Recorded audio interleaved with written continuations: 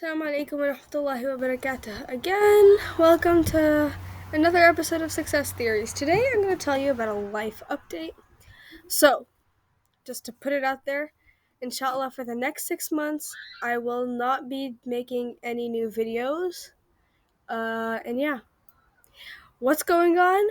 Well, I'm trying to make a life change, okay? So, first I'm going to give you the lecture and the subject of this video, okay? And that is hobbies are making you defective. Let's jump in. So let's start with what are hobbies. Hobbies are like these little side hustles in your life that bring you some comfort. They're a stress reliever. They're a distraction, but hey, they're kind of worth it. They don't take over your life, and that's how it is. Let me tell you something. That's not how hobbies are. Hobbies have a pre-effect and post-effect. Okay, my mom. This is if she was a PhD doctor. This would have been her thesis. Before you basically, let's say your hobby was to crochet. I crochet for 30 minutes a day.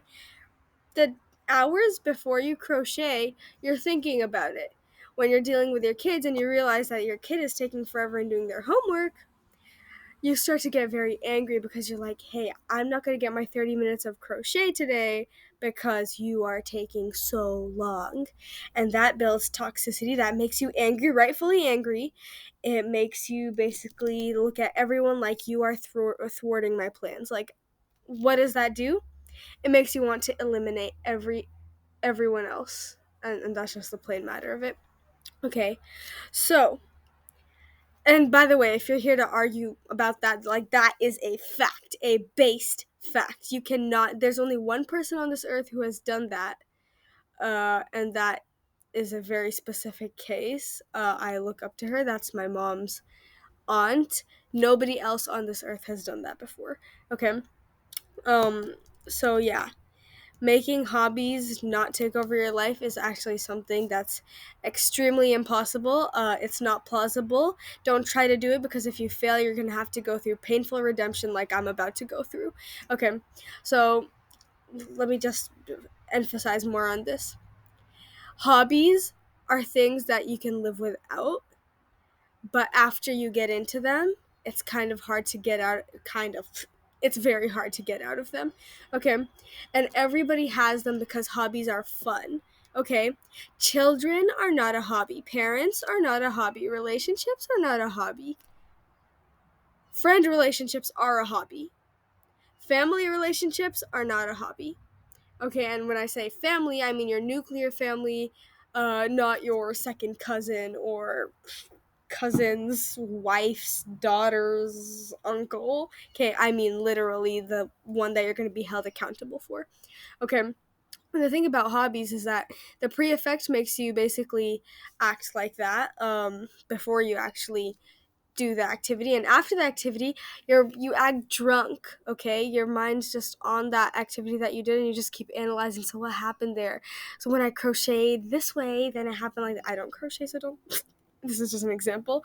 Okay, when I did that stitch then it looked like that, and people will be talking to you, you won't realize it. Social media is a hobby. Okay, right after you come back from social media, then you've had this dopamine blast, which means that basically high reward. You looked at posts, you got interested in them, and that made basically your brain go all crazy with so much energy because of all the activity, and then suddenly you're back in this life where I have to do work and I have to be nice to everyone. I have to do things for other people. This is just so hard. Okay? And my mom gave me the lecture that I never wanted to hear. When I started YouTubing, I said it won't take over family life.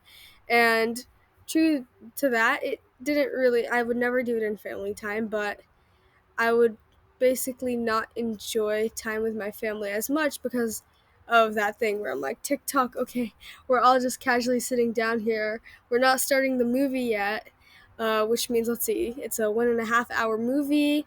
I want to make a 15-minute video. It takes me 20 minutes to basically do everything: editing, making the video, making the thumbnail. Okay, so basically all these calculations, and so I'm like, guys, can we start the movie? And when I see people not starting the movie, then I get mad. I'm like, okay, are we watching a movie or not?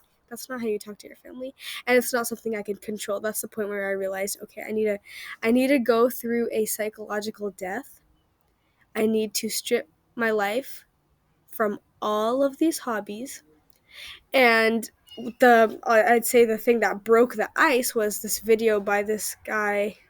Man, I'll link the video below, but he said you have to disappear, okay? And that doesn't mean you physically disappear. That means that you basically change your life so much that it's like your old life disappeared, okay? 6 months. He said in 6 months you will become a new person. So that's what I'm gonna try to do, okay? For 6 months, uh, I'm gonna make a whole video after 6 months about what happens. Inshallah, it's gonna be good. Okay, but within those 6 months, you're gonna write a vision of how you want to be. You're gonna write an anti-vision that's supposed to negatively motivate you to basically be like, okay, what happens if I feed into my hobbies? And then you remember your anti-vision of what you don't want to be, and then you're like, oh my gosh, I'm not even gonna go there. Okay, he said you have to pick one day of the week, and you have to write like a mad scientist and be overly specific about what you're going to do in that week.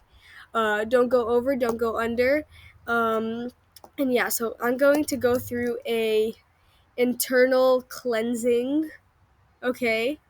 A detox of my life, because I'm 15 years old right now and my Jenga tower has just fallen. You know, Jenga is this game where you put a bunch of blocks up, and then slowly by slowly everyone takes a turn pulling one block out, and whoever pulls the block out that makes the entire tower fall is the one who loses. So my Jenga tower, for the past, since I've been 10 years old, my Jenga tower has been building, and now that I'm getting all these realizations, it's like stacked, okay? And like one realization is that YouTubing is a hobby, so it's like pull that out. And then, okay, well, all those emails that you write to, you know, friends and teachers that aren't necessary, okay, that's a hobby, so it's like pull it out. I'm left with this like crumbly baseline. Then I decided, you know what, we're just gonna crumple the whole thing and start a new life, and the only way to do that is to go through painful redemption. Guys, just don't get into hobbies. Okay, and again, when you're older, your social life is gonna be it. Okay, I've seen, like, for example, because I know my aunt doesn't watch this, and nobody knows who my aunt is. Okay, I'm not even telling which side, mom or dad's side. My aunt's life is taken up in just 24/7 calling people. She's on the sofa, she's calling someone. She's on the, I don't know, she's on the couch, she's calling someone. She's in the kitchen, she's calling someone. And her husband gets so mad at her for that, because it's like, honestly, for real, that's what her life is right now. If I said, what's your life goal, and she tells me anything other than calling everyone 24/7, I would say you're not being accurate. Okay, my uncle's upset. What was it called? Hobby is investments. Sure, he's good at it, but he lets that take over his life. It's crazy. Okay, everyone has this hobby. My mother is the only one who doesn't have hobbies, and has clearly shown me that that is the path to success. That's the only way that you're going to live a detoxed life, a life that's worth living. Guys, let's pick mastery over misery, because a life with hobbies is miserable. I don't even know if I'm going to come back to YouTubing ever. I started this whole YouTubing thing because I wanted a halal source of income, and to reach the monetization point is you have to basically, this is an investment, and I'm like, why should I invest in this when really, honestly, it's not worth it? I want to say that, yeah, it's not worth it. I mean, my dad's fully running the household financially. I just wanted, you know, so that if I wanted anything, I don't have to ask my parents, because I mean, that's totally dishonorable. But yeah, I realized that nope, you have to go on a desire detox. Anything that you want to do doesn't mean that you have to do it. It's that simple. You're going to want things. You have to have self-restraint. This is going to be a character building thing. It's going to make me emerge, hopefully, a wiser person. Everyone, please make dua for me that this works. Please make dua that this doesn't, I don't end up losing it halfway through, and after 3 months I'm like, no, I have to go back to one of my hobbies, because I have a lot of hobbies. Okay, I need du'as, I need prayers. Can you please help me so that this journey can work out? Inshallah khair, and see you in 6 months, inshallah.